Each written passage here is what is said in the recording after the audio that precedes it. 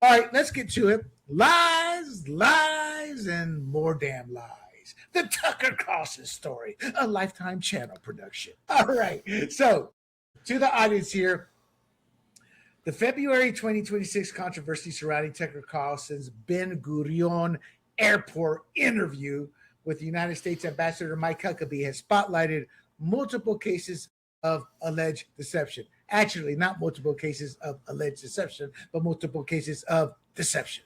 From claims of mistreatment to selective editing, uncorrected guest narratives. Translation, the guest will say a lie and Tucker will do nothing to push back. Then there's a revived anti-Semitic historical theories and misleading demographic framing, notably Christians in Qatar versus Israel. Add to that inconsistent concern for civilian death. Some Iranians died in Gaza. Oh my God, that's Tucker for you. And then there's the earlier late 2025 controversies involving Nick Fuentes, just to remind you guys, an FBI insinuation about Trump's assassination attempt.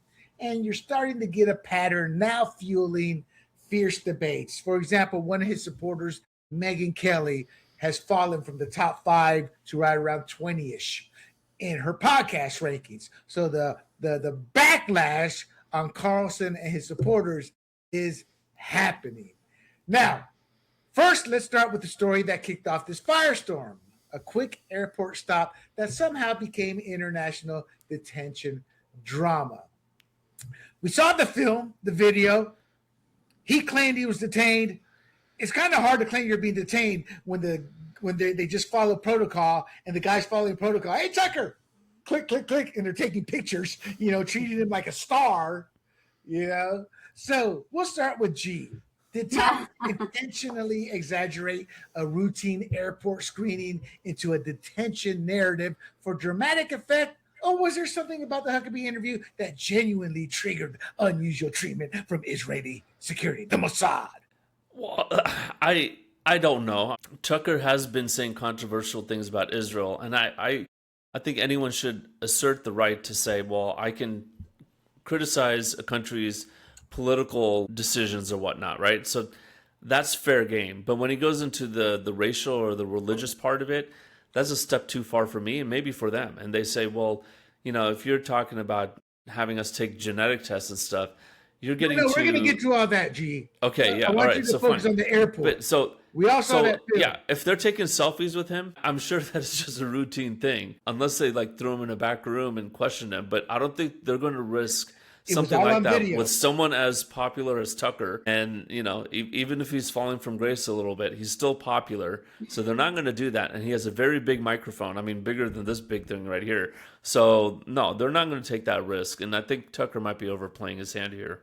So, Annette, the security footage shows everything was calm. There was nothing, like you see in the movies. Get on the ground, boy! Carlson was smiling, hugging the airport staff, posing for photos in the VIP lounge. What's your take? Well, I listened to the interview, and in the interview, Tucker said that it was his producers that were taken into a room and questioned. I never heard him say in that interview that he was the one who was taken into the room and questioned. And he did say that there were people that were being warned to him. He said his 2 producers, and one in particular, were questioned and sort of interrogated, and it took a while. So look that up, but that was how he started his interview, talking about that. So I'm a little confused by the story. I will say someone sent me what they said about it in Israel, and they made it seem like he was a big liar. And I just don't see the point of someone making up such lies. I don't. I'm sorry. He's entitled to his opinion. All right. Quote. Who identified themselves as took our passport to a side room and then demanded to know what we spoke to Ambassador Huckabee about. Carlson said in an exclusive interview. So he did say it. Right. So took his executive. They took their passports. But the evidence shows otherwise. He was not called into the room. Hauled our executive producer into a side room. Yeah. Hey, buddy, click. And that's Get over here. No, that did not happen. How do you Producer know? Or Tucker. The video shows it didn't happen. They were taking, there's videos of it. It is the most fun airport with the greatest security in the world. Wait, did And he say his passport was taken or confiscated? identified as they took our passports, which Okay, so every time you go to a country, they take your passports. yeah, I was about And to then say, they give it back like a minute later. So Yeah. But okay, so we don't know exactly. I mean, I'm sorry, but I don't think any of the lies that his producer taken to the room and questioned about what the interview was going to be about. That actually makes perfect sense to me. No, it doesn't, because both sides had the interviews. They knew what the interview was about. They had it on film. They did not go in there and only Tucker filmed it. Huckabee's crew also had the film. I'm sure, but that was happening after. This happened before the interview when he was taken to talk about what they were going to talk about. No, it did not. And then demanded to know what we spoke to Ambassador Huckabee about. All right, well, doesn't this you can't prove that that's not true, I don't think. They just did, I guess. I mean, it sounds like what he's saying is accurate. It's just not. It's not. It seems like it's just exaggerated a bit, confiscated. Right. Exactly. But that's part of the marketing to denigrate somebody. Those damn Jews. Sure. That's what Hitler did. Hitler said, "Damn Jews." Really? Damn them what? Well, but he's setting the tone of hate. He's setting the tone. They're bad people. They hauled us in. Me, innocent fat boy Tucker, who's lost 20 pounds, so I'm not fat anymore. All right, let's keep moving here. From airport claims to even bigger accusations. Next, Tucker links Israel's president to Epstein's island and then has to walk it back. Now, Annette, I know you saw this. Tucker alleged Israeli President Isaac Herzog visited Jeffrey Epstein's island, citing supposed files later traced to AI-generated fakes. In his Huckabee interview, Tucker said, "I'm not saying Epstein worked for the Mossad." Yet at the TPUSA speech, he asserted Epstein had direct connections to a foreign government. You can't say that government is Israel. So technically he didn't say it, but this is what people do. They don't say it. Well, no, I never said that. Technically, but you follow the crumbs as a reporter and you see the ties. So did Tucker purposely spread a debunked claim regarding Herzog leaking Israel's president Epstein to stoke anti-Semitic sentiment? Or was it just another case of... William, you're going to hate everything I have to say on this. I mean, I totally think there's tons of reasons why you could think that Epstein was working with the Mossad. I'm sorry. No. Stay on topic. See, both of you guys are quickly going off topic. These questions are specific. We're talking about the President Herzog. He said that he had ties to Epstein. That's, you guys both of you guys like to go on the general track. Who said that he didn't have ties? Who said that this, I'm sorry, guy wasn't on the island? You said it was AI generated. Alleged Israeli President Isaac Herzog visited Jeffrey Epstein's island, and he showed these files, and those files were later traced to AI generated fakes. They were fakes. Oh, I can't believe you even believe that. What a story that is. How are you going to prove that? So you're saying that those are real pictures? Because Tucker backtracked and said I screwed up. No, he didn't go to Herzog Island. See, you're willing to defend him when he already came out and said, okay, my bad. I'm willing to defend him because I think that you only think one side lies. And I think there's lies across the board. I never said that. But we're not, I mean, what lies has Israel said about Tucker? I mean, we'll debate it. Come on. They say that he takes money from Qatar. Yeah, that's true. They do say that, and they haven't shown any proof. Notice I had never brought that up as a point against Tucker. No, I'm not. But you said Israel. You didn't say you. So I'm saying there's. No. But what I'm saying is, I don't fall for the bait because I want evidence. Kind of like Tucker coming back and saying, "Okay, those are AI, my error." He's a reporter. He is. He's a journalist. You would think a reporter would investigate that, and he didn't. And all it did was add lore to the legend of lies, and more damn lies. Gee. No, I mean, everyone's susceptible to it. You just scroll on X and you go, oh, here's a picture of Trump with all these women at Epstein's Island, right? And it turns out they're overage beauty contestants at a beauty pageant. So, even Tucker's not infallible, but yeah, he is a reporter. He has a higher standard. He needs to vet his sources. He came out and apologized, and people make mistakes. So you're right. He made a mistake. He apologized for it. And if you're going to make an accusation against a head of state, you got to be triply sure. And, I will fault Tucker. And that's my point is this. Look, I was forced to become a reporter. My sports company was seen as a media company. We did interviews. We had reporters investigating things. And we would when we broke something, we triple checked it. As a reporter, you had that responsibility. And when you shook it and go, my bad, you can never be trusted again. No. It's easy to do that with leftists because they're common. Yep. But Tucker's falling into his own trap. Well, that was something that was easily debunked. It came out quickly. But when there's breaking news, like I go to X because I know that a lot of these news outfits, they're not going to just throw something out there and cause misinformation or panic. I go to X, and then even there I withhold judgment and go, okay, like Charlie Kirk, I'm like, this guy is probably dead. And I knew that an hour before they even said it because I saw the video. And I'm like, you can't survive that. But the news reporters do that. So Tuck sure that, okay, this is not AI, especially in today's world of AI.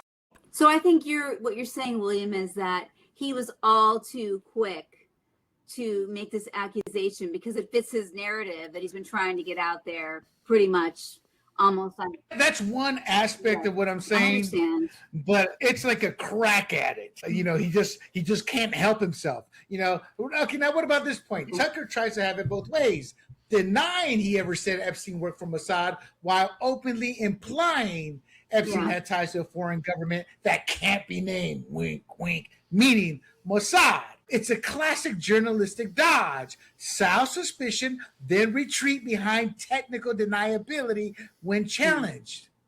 And we all do it. I've done it before. You've done it. We all do. It's a natural human nature, to do. However, he's supposedly a reporter.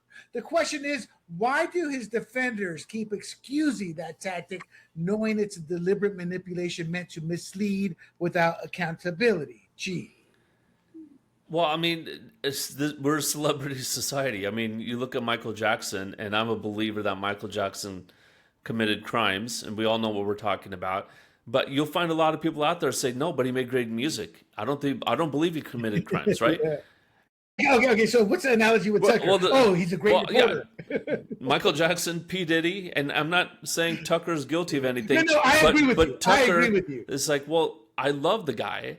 So I'm going to make an excuse or maybe be in denial or whatnot. I'm not putting, if he watches this, I'm not putting you in the same category. I'm just using that analogy of why supporters would say, I don't believe anything about Tucker, la, la, la, la. But, I like Tucker. I like watching a lot of his stuff. But then a lot of the stuff is off the rails. And I go, yeah, I can't go with you to that bridge. But a lot of these other bridges, I'm right there with you. So... I can keep a clear head about it myself. Sheep? Would you call those people sheep? They're willing to, and Trump has them too. Everybody has them, but they're sheep. They're willing to excuse. The guy can murder somebody on the street on Fifth Avenue, is what Trump said. And the sheep would still sit there.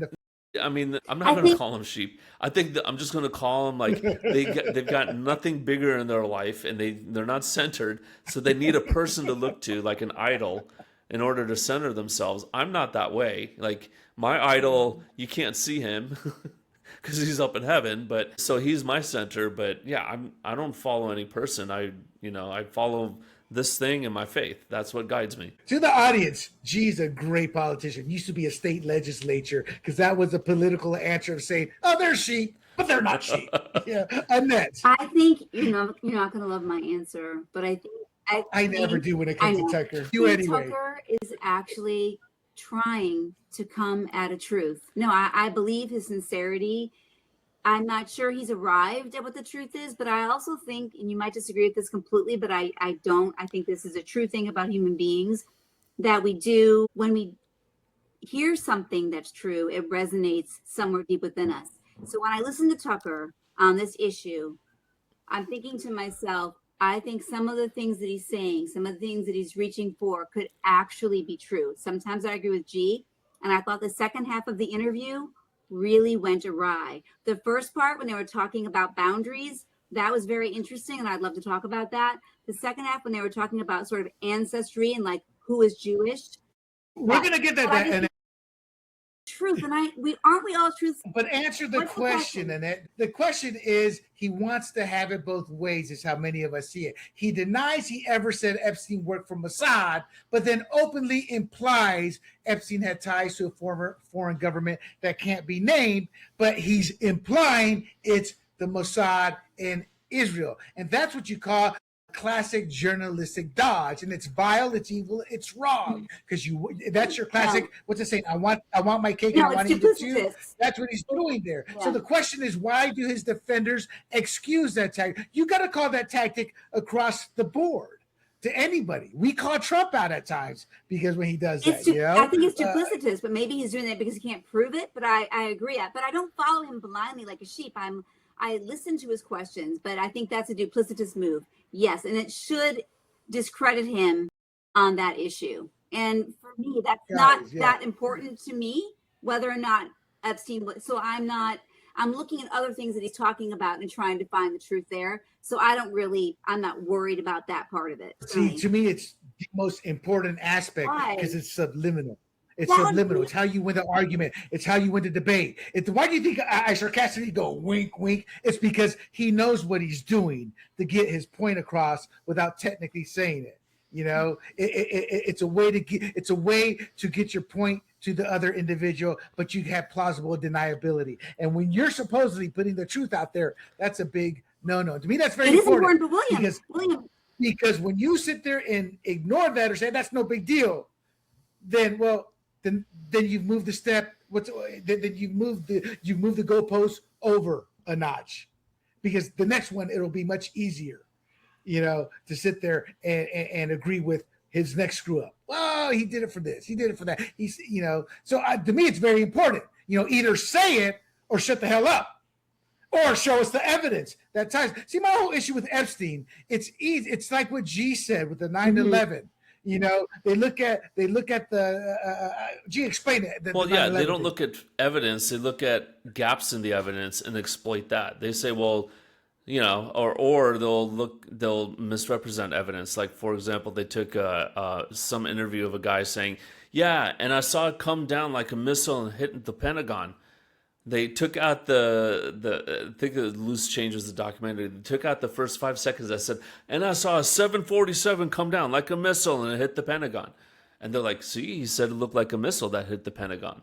So there's that, but then there's also gaps where it says, well, what about it? Yeah, it's like, okay, well, gaps of evidence is not evidence itself. And then they exploit that gap, saying, we don't have evidence for this, so I'm going to go in there and say this and that, this, that, and this.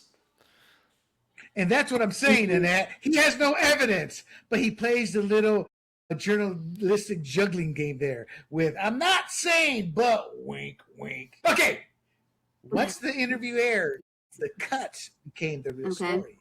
Here's how Tucker reshaped his own guest words. Not the interview with Huckabee, but when he's in, we'll start with the interview with Huckabee. In Huckabee's line, it would be fine if they took it off. Yes. Tucker cut out the follow-up explanation where Huckabee clarified the hyperbole and explicitly stated Israel isn't trying to take over other countries. So the edit shifted the meaning toward Israel expansion. Again, it's a classic ploy. You've got to fight your human nature and go, we got to put it all in, boss. Why? Because it gives it context. If you put in just this part of the sentence, they're going to think something else. G, and then I keep going to you second because you're the crux, the pushback on this. So we're going to go to G. Your thoughts on cutting it to where it made it sound like something wasn't? I'm just reminded of that interview with, I forget his name, from CBS and Kamala, where, they asked the question. She went on this 2-minute meandering thing that didn't answer the question. And then she finally answered the question with a quick soundbite, and they cut out that whole 2-minute thing because it made her look bad, right? Kamala Harris, yeah. This was a year and a half ago. So CBS. So it reminds me of that because this is kind of the exact opposite. Why did he cut that out? Because clearly, by cutting out the qualification of, let them take all of it or whatnot, or it would be fine if they took all of it. And then he's explaining it that he doesn't really mean militarily go and take over all these countries. By taking that out, it makes him sound like he's saying something else. I don't know how Tucker like honestly looked at that and said, "Oh, that's fine. Let's just do that." But maybe it wasn't Tucker. Maybe it was a producer. I mean, It's a small but company. okay, It's Tucker so and a so handful of Tucker. people. But Pretty what I sure was he going has to final finish say. saying is Tucker's ultimately responsible for the whole segment. Okay, no, fair enough. Okay, so Annette, the question Yes. is this: did Tucker deliberately edit, or did his producers deliberately edit, and he allowed it to be edited, Huckabee's remark to paint Israel as expansionist, or was this another case of just sloppy production choices, cheating, or creating a false narrative? In essence, was this Tucker? My bad, sorry. And this one, you guys got it wrong. I watched the interview twice. He did not cut out Mike Huckabee's response. Mike Huckabee said that. The media is screwing us over there. The media always pulled that soundbite out. After Mike Huckabee said that, he went into great explanation that he did not think that Israel wanted that. He did say that, and that was on the interview. It was Yeah. But we're talking about what Tucker presented afterwards. He cut. Wait a minute. He did not. We're talking It clips. was in the interview, William. Right. That's how we know what he really said. But during the clips that were sent out afterwards and discussion points, Are you talking about the making, promo clips he for did the it. interview, the I think YouTube that interview? people pulled that clip out. I don't think that. I mean, if you listen to the interview, Mike Huckabee goes into great explanation saying that Israel want. That's the whole point. But he didn't put that in his clips. He purposely kept that out. The interview, there's nobody's denied that because everyone. Right. So what are you're saying that the media picked up on that clip, right? And then isn't it then their Well, most people didn't sit down and watch a 2-hour interview, so they watched the clips. And in the clips, when they saw it in the clips, it wasn't there, the full context. It's very. So, for example, when I do a lot of cutting and splicing of our clips, of our that. And the one thing I do, though, we look brilliant. I will change a word using AI only because sometimes I'll get in the middle of it and I'm like, oh, hell, they don't know that they're talking about this person. So I'll find a spot where you say he or something, and then I'll put in the word, the name of the person. That's as far as I go. And I will not cut it out to where it means the same, it means something different. So there's sometimes I'm like, well, if I cut this out, they're saying the same point that I know they're trying to say. But in this cutout, I can't because they were talking about something different, So I just leave that alone because by cutting it, I'm not being truthful to you guys, meaning even though that's what you guys meant, I completely spliced something different, kind of like Kamala. We all knew what Kamala was trying to do. She was trying to sound intelligent and all that. So what CBS did was completely wrong, but they really didn't change what she said. They just made her look presidential. So you kind of liked it, that's, so I don't do that. And that's what Tucker did. So he did those clips. I understand now exactly what you're saying. I thought you were saying at first that other part wasn't in there, his context. But of course he's going to take the thing that may be the most controversial. Because here's the thing that surprised me about the interview, though. When Mike Huckabee said that, I think he believed it. And then I think he caught himself and needed to I better roll that back because he. Oh, that's common though. That's common. You say something like, okay, that came out wrong. Let me explain. Yeah, but you completely missed my point. Didn't. My point though is the context. Even in a promo, you can.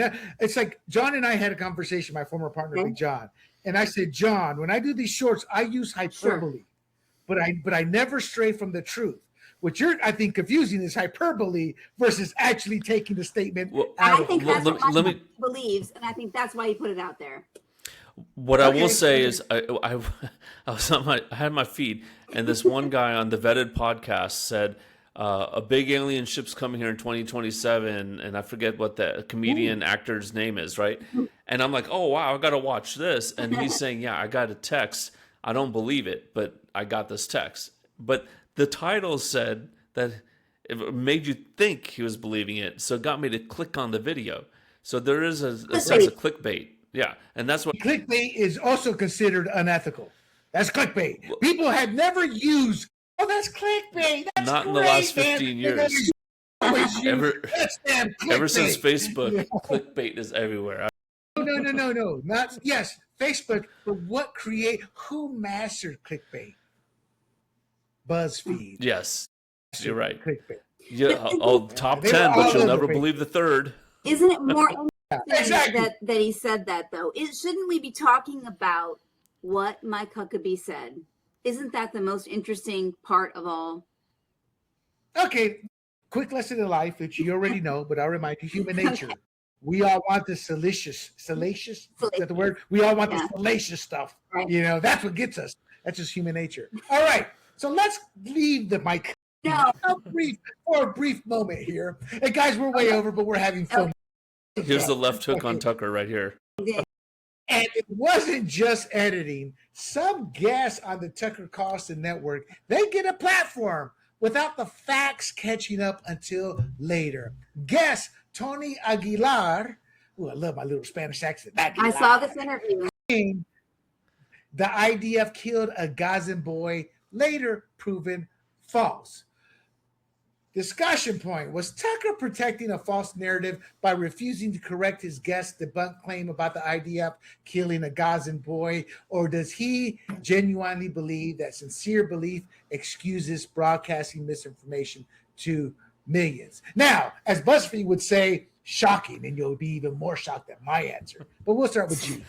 Look, I mean, do you want to take responsibility for anything I say on this podcast? I mean, or do you want to have to apologize next week for something I said? No, I think Tucker can interview, and that's his job. And look, if we interviewed Kamala Harris and she came here and spewed out lies, and it's not my job next week to go, well, this wasn't true, and that wasn't true, and this wasn't true, and that wasn't true, and we want to apologize to our viewers. Oh, actually, no, you're right, but actually it is. If you want to keep integrity and trust in your show, you just let her. If you don't do that, people will sit there and come back. You do have a responsibility to your show. Hey, guys, we got it wrong. I just want to make No, your guest is not we. Yeah. Your guest is not we. So if Kamala came here and said that, I'd be like, let her own integrity stand on itself and let the people decide. That's what creates lawsuits. You know, why do you think? Who was it? There was just a show this past week, and the host was correcting Scott Jennings did it a few weeks ago when he was correcting the guy because he was saying Donald Trump had raped kids, you know, and Scott Jennings was doing Abby Phillips' job by saying no, because he didn't want the show to get sued. Yeah. So there are legal ramifications, but to me, it's the integrity of your show. But you're right, G. What G's saying to the audience is, look, we can't get everything right, and we're going to miss some things. Is with the impression I get of what you're getting. One quick pushback. Okay, this wasn't, Bob Smith killed a Gaza boy. This is the IDF, so there's no particular singling out a person, but just an organization, which doesn't carry as much culpability. Okay, so the question is, you heard the question is, what are your thoughts on that? Well, in the interview, it was Mike Huckabee who said, no, Tucker. No, this was talking about the Tony Aguilar. They talked about it in the interview. And Mike Huckabee said, that boy's still alive. Okay, gotcha. I'm sorry. Tucker said, well, how do you know he's still alive? And then Mike Huckabee said, because we followed him, and sort of then made his reasons why they know he's still alive. And Tucker sort of was just basically, I think he was sort of defending Mr. Aguilera, is that how you say his last name? Because he's like, this is what he said to me. And, I believe him. And I don't know if you really have the right boy that you're saying is alive. Is that really the same boy? This whole thing. So I thought that was a really interesting exchange. I listened to the interview where this guy talked about this boy being shot dead and by the IDF. And you got to wonder, are you saying that he just, again, are these people just blatantly lying? Are they confused? Well, they do have a track record of blatantly lying, of using the actors, and they get caught in the same videos. But I'll agree with Tucker. Hey, Mike, I believe you, but show me the boy. Show me your evidence. But I would have been the same thing, Tucker. Why didn't you ask Aguilar for his evidence? As a reporter, that's your job. I'm holding Tucker to a standard of where he's at in our society. Somebody who delivers news, who a lot of people believe he has a standard he needs to maintain, but he's lowered those standards and he plays the my bad type. So I hold my standards the same with Huckabee. Tucker came back and said, are you sure you got the right boy? What he's saying is, I need some evidence before I believe you, Mike, and that's fair. Well, but Tucker seems to want to hold people to that standard. And not to your himself. point, though, and it's a very good point, William, and we're agreeing on this because I left the end of that little segment of the conversation a little fuzzy, and I wondered to myself, what's the truth here? No one seemed to be able to have anything to really prove that this boy was alive or not. Gee, you want to jump in? It looks like. No, I I didn't watch the segment, but I just think it. So you're just spazzing out. No. It was just a little fuzzy. I was yawning. It's been a long day. Sorry. And then he I finds didn't want you to say boring. it, but I'm How like, dare you, G? I'm doing this, trying not to yawn like open. All right. So then the conversation turned historical and genetic, questioning who really belongs where in the Holy Land. Tucker resurfaced what is debunked as the Khazar theory.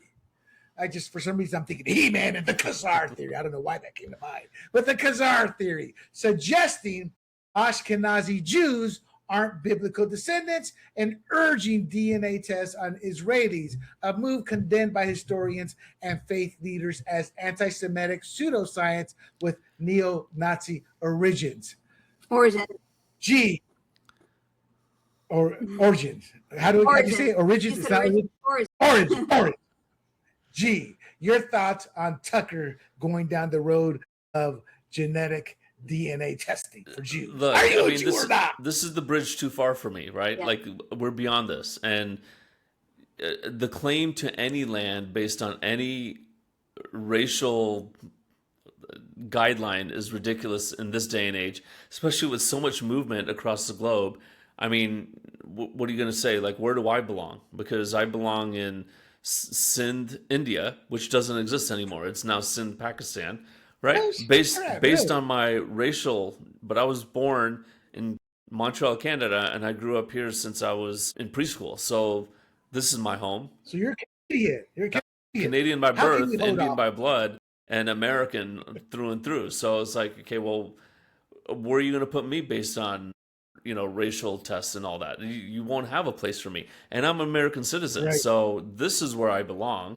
And the whole conversation about who's a rightful Jew and who gets to live in Israel and all of that, like, okay, if I want to move to Israel, let me move to Israel. If they let me, but that's up to the Israeli government, not to Tucker or any racial test or Nick Fuentes or whoever. Like, I don't care what they think about that. Fair enough. Okay, let's go to the white woman on the panel. So hold on, Annette. So hold on, just to add to the flavor here, he was including Benjamin Netanyahu, who is a Spec Ops war hero for Israel, to question his Jewish ancestry and legitimacy. Yes, I'm going to try to be brief because I know that G's getting bored of me, but big mistake. This is where Tucker completely lost me. Sorry, I know you hate him, but Nick Fuentes condemned this entire, like, Tucker went rogue here for me. I'm like, what are you talking about? I thought it was so weak. You know what I mean? It was a very weak segment of the show because he really didn't know. It didn't seem like he even knew what he was talking about. I kept on thinking to myself, what is your point? So he lost me there. I think his point was hatred for Netanyahu, and he just went off on a tangent. That's what I think. Okay. Distorting 1948 demographic data. He claimed an 80% Arab land pre-war. The reality is it's 68% non-Jewish, 32% Jewish. In other words, he was trying to lay it on heavy that the Jews came in and pretty much demolished 80% of the Arab population. Thoughts on, and then he also claimed more Christians in Qatar than Israel, which is that's one of those technically true, but misleading. And for the audience, let me say this. I went to Pilar, phenomenal diving, World War II stuff, some of the most beautiful underwater creatures, manta rays, yada, yada, yada. But one thing I noticed, man, you Palauans, y'all aren't doing any of your work. He goes, oh no, we fly in the Filipinos. Filipinos. They're like, they come in, they do the menial work, they do the work that the Palauans don't want to do. And I was stunned. It was the first time I had experienced a whole culture that looked down on another culture, and that's how Qatarians look at Christians. They bring in the Christians to do the crappy work, the dirty work. So technically he may be true, but Christians are below second-class citizens there. So your thoughts on the Qatar comment and then distorting the 1948 demographic data. Now, there really isn't much to discuss as much as they're blatant lies. But my point is, why would he make those claims? What does he hope to gain by making those claims, G? I really don't know what he hopes to gain. I mean, I believe that is correct. A lot of workers are from the Philippines, which is a Catholic majority country. So when you have, I don't know what the ratio is, but let's say 1 to 1, you have a lot of workers coming in from the Philippines. Yeah, so you can say Oh, is that where they come from? a Is lot that of where them, they yeah, come from? To a lot of them Qatar? come from the Philippines. I did Yeah. not know they were. Because if they're making, know 50 cents an hour there, but you can come to this land and make, $10 an hour and work there for a year and then bring a lot of your wealth home. I think there's some questions about whether they have freedom to come and go as they want, but I don't know the answer to that. But I don't know what Tucker's point in making these claims are, but a lot of it is to make Israel look bad, and I don't know what Oh the yeah. point of that is, because again, like I said in the beginning, you can criticize a country's policy without having to go all out and demonize, and that's what the Democrats are good at here. They demonize America, and like I said, a house divided against itself cannot stand. So, I mean, he's doing it to Israel. Fine. I don't know what his point is, but yeah. And then adding Mhm. to that, in a Jordan video, he alleged Israel was purging Christians. Now, I don't remember the exact numbers, but I think it's the one place where Christians have actually flourished. And for the record, it's the one place where you have Muslims, Jews, Christians, straight, heterosexual, gays, and you have democracy and an elected parliament there and elected ministers. No other place in the Middle East. So to add to the question there, why would he allege that Israel was purging Christians? I would love to interview Tucker. I really would, because I've always thought in watching him, and I've been watching him now pretty steadily, that he was really, like as I said, seeking the truth. And this is the first interview that I saw, and I thought and I always thought he was just taking an America First stance. And I'm not really against that. And some of the points that he would make, I would say, oh, those are interesting points. I should look that up. So I did look up the numbers, and those numbers didn't really add up, at least by what I was able to look up online. You know what I mean? I'm like, okay, it seems like the numbers aren't what I'm finding. So I wondered about that. So why is he so disparaging toward Israel? I mean, one of the things that he always says is he thinks that the Israel lobby is basically controlling our government. So we're not really in control of our own government. And he's sort of like making that connection all the time. But I would honestly love to ask him, because I just don't see him as a hateful person. So I don't really know where he's going with these disparaging comments, when I think a long time ago, or once upon a time, many people that I know who loved Tucker thought that he was the best thing ever, and think he's totally had a complete change. So what is the reason for that change? I wish somebody would just sit down with him and ask him those questions. Straight ahead of us. Bring him up. That's a question.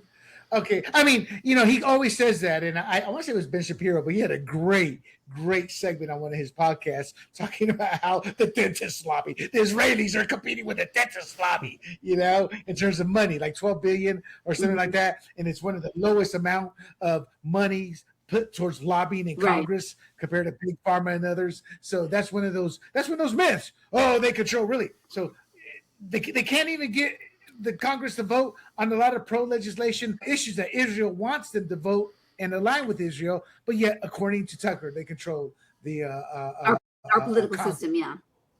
Now let's talk sympathy. Now Tucker, I noticed about a year ago. Oh my God, death is so wrong. Oh, those poor Gazan kids. Blah, blah, blah. Then all of a sudden, with the Iranian regime's executions and protesters, some number of Iranians have gotten killed. So just some number. His whole tone, his whole demeanor, all of a sudden is like the empathy, the oh my God, was missing.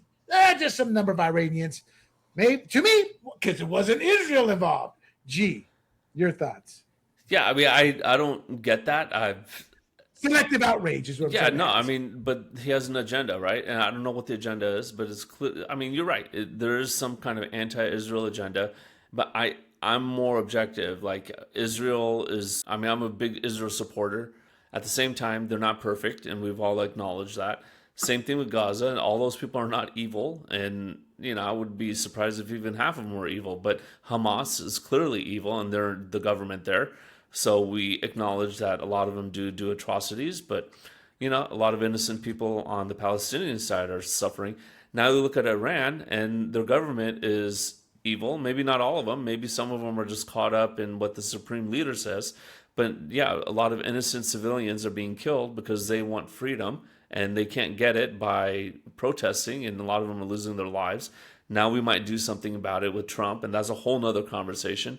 But yeah, I think Tucker, I think he has an agenda to push out Israel as, okay, Israel is equally the same as Hamas, or maybe less. Hamas is better than Israel. I don't know what the case is, but that's not the right way to go about this. And you're not going to gain viewers or gain clout by pushing that, especially in a country like America, unless it's catering to the left wing. So I've always been pro-Iranian people, and, you know, George Bush didn't go in. We might go at least bomb some of these sites and help the people out, but I'd be surprised to see what Tucker says with that. I mean, he might criticize Trump for all this. I wouldn't be surprised by that. I think he's undermining Trump, to be quite honest. Annette, your thoughts on the lack of empathy? Yeah, it's really terribly inconsistent. As my one friend who's Jewish would say to me, "No Jews, no news." So not.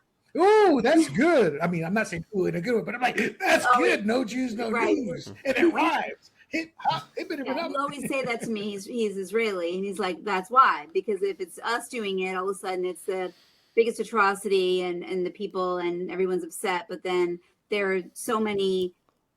There's regimes. There's murder, blatant murder. There's subjective. There's the most impoverished living conditions, whatever, and you don't hear about it at all. But there's no Jews, no news, and that's sort of where his take on that. So I don't. Again, I'm more like a curious person, William. Why Tucker is taking this? Why he's going down this path? I'm more. Okay. I want to ask you a question. Then I get what you're saying. You're a supporter, but you're going, I want to know the truth. I'm not going to accept what people say. But that said, how can you fault somebody who thinks he's anti-Semitic? I cannot. I can totally see why they would think that. As a matter of fact, the first underpinnings of those feelings I felt were that Huckabee interview when he went into the talking about the ancestral, like who's actually Jewish. And I was like, where is he going with this? And what is he trying to say? He didn't really make that clear. What was he searching for? And was he trying to say that they didn't even deserve to have a homeland at all, or that they're not really Jewish? Well, it's kind of like in Qatar. And I'm buying a house in Qatar because I'm American. What's that got to do with buying a home in Qatar? He deserves the same hard, line of questioning that he gives to others about some of the stances that he's taking. All right. Okay. So this isn't new. Let's revisit history real quick here before we close the show out. In late 2025, conservative allies Ben Shapiro accused Tucker of normalizing Nazism after the Nick Fuentes interview. Bill Ackman called him an ignorant POS after Tucker mocked elites as a useless class. I mean, let's just forget that they pretty much employ, 60-80% of America in the world. Tucker hints the FBI lied about Trump shooters' digital footprint. Now, on that one, Tucker's not alone. Most of us believe it. Right. But unlike us who aren't journalists, he provides no evidence, just a lot of whataboutism. The downside to defend Tucker, most of us actually buy to that one. But as we've said in this show, we need to see the evidence. Where's it at? Why they're burying it? We want to see it. We're not saying the FBI did something. They were involved, which is kind of what he is. Now, I know both of you guys watch Megyn Kelly. I still watch her sporadically. When she had Tucker on, boop, next. I refuse to watch her ignorant. She's like a dog or a seal, Tucker, or like a groupie girl with Tucker.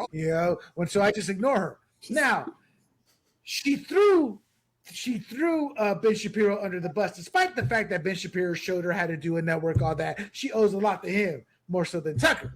She threw him under the bus, and then she flat out lied and said that Candace never said that Erica Kirk was involved in murder, when any good reporter can put together the pieces of evidence to go, yeah, that's kind of what she's saying when you piece all this together. Megyn, who considers herself a journalist, never said that. So despite that, Matt Walsh and Andrew Klavan still go on her show, as you both are aware.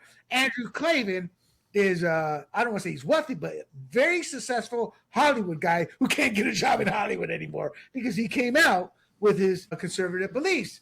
Now, he had enough.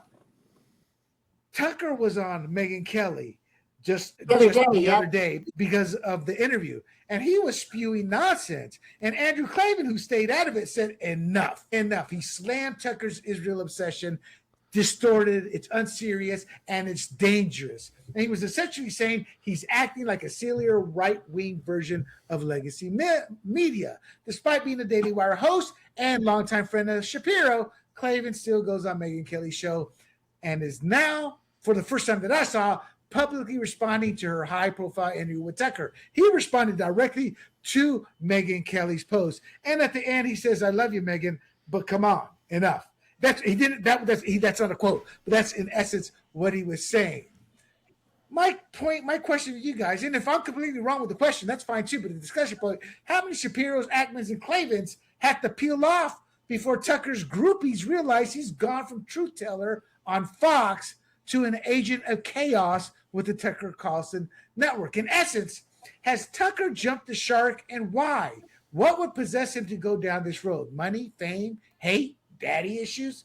G-Man. Yeah, I mean, you're saying all groupies. There's not going to be all groupies leaving him, and I think some of them actually believe this stuff. But I watch Tucker, but I watch other things. I don't watch all of his stuff, and I watched the 9/11 episode, which raised a lot of good stuff there. It's not claiming George Bush did it, but it is claiming the CIA had an idea and looked the other way, so they had a pretext to go into Iraq with the neocons. Okay, I can jump onto that, and there was evidence he presented. But when you get into this stuff, it's like, okay, I'm not interested in watching that. It is dangerous. I mean, so he has the right because he has free speech, but it is dangerous because you get those adherents who will never turn from it.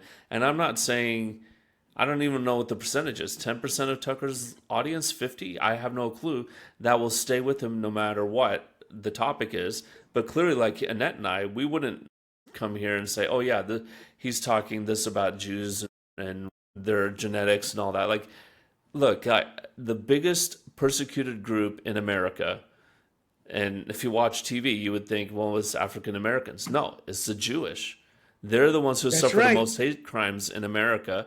And we got to protect our American brothers that are Jewish because, and when Tucker does this, he's risking inciting some of those anti-Semitic people going, yeah, we got to come after these guys because they're doing X, Y, and Z, and they're part of the elites and all that stuff. So, I mean, count me out of that part of it, but I'm still going to watch the other stuff. He's talking about UFOs. That stuff's interesting to me. He's done with UFOs. He's said that. I'm officially done with UFOs. Really? Okay, all right, Annette. Yeah. So, Annette, like I said, I was a Tucker fan at one point, but no, I spit on him and shed him just like a duck does. Oops. Can you guys see that? Okay, so I'm not going to play it for you guys. So let me stop that. But in essence, what he was talking to Megyn Kelly, he's on Megyn Kelly's show there. That's because she sent that. And why there's a massive backlash. What he was saying here is that the Jews want to bully anybody. They will condemn you, call you anti-Semite. But he was saying it as if they want to put violence on you. I responded the same. Yeah. When's the last time you saw Jewish on campuses threatening, non-Jews? It was nonsense what he was spewing. It's like, come on, get real. But Andrew Klavan is the one. This is what Andrew Klavan said. This is absolute crap. I'll grant there are commentators who are far too quick to throw names and insults. If Jews are sometimes hypersensitive, only an ignoramus who knows nothing of history could blame them. I hope and believe that Megyn Kelly is not anti-Semitic, but if Tucker Carlson isn't, he does a great imitation. I've been saying that for months. He has credulously received the distortions of pro-Nazi and Jew-hating guests. He has denounced the unavoidable deaths of children and civilians in the Gaza war while ignoring the openly genocidal murder of Jewish children and civilians on October 7th, which is true. He has strongly, but with despicable coyness, suggested that Jews took over America after World War II, and since then, we have mostly killed Christians in war, as opposed to when? The Civil War, the Revolution, World War I. Those were all Christians killing Christians. And when he talks here about Jews hoping for regional hegemony, is that how you say it? Regional hegemony. Yeah, I think that's right. He is talking about Israel wishing to defeat Iran, a country wholly dedicated to destroying Israel, only as a sort of warm-up for destroying the United States of America. What do they call us? The Great Satan.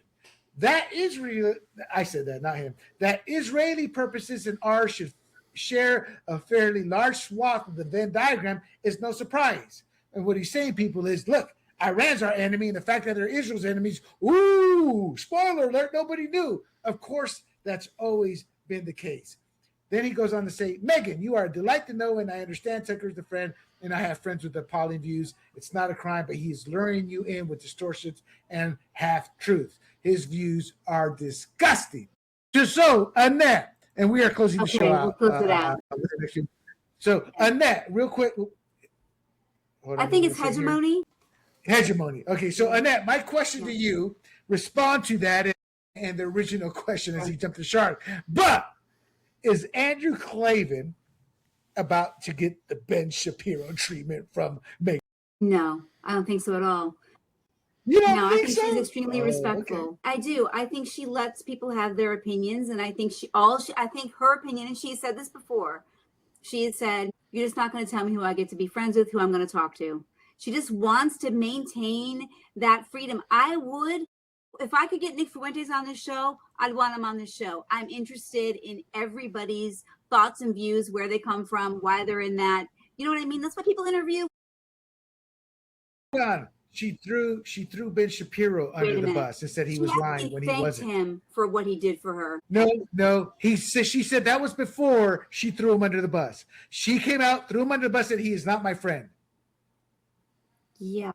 She said that on her show. Yeah, that's because of what he did, though, William. I think he got this backwards. No, he never condemned her. He goes, Megyn Kelly is my friend, but I disagree with her. And that's what he was saying in this. And she took offense to that at the TPUSA event.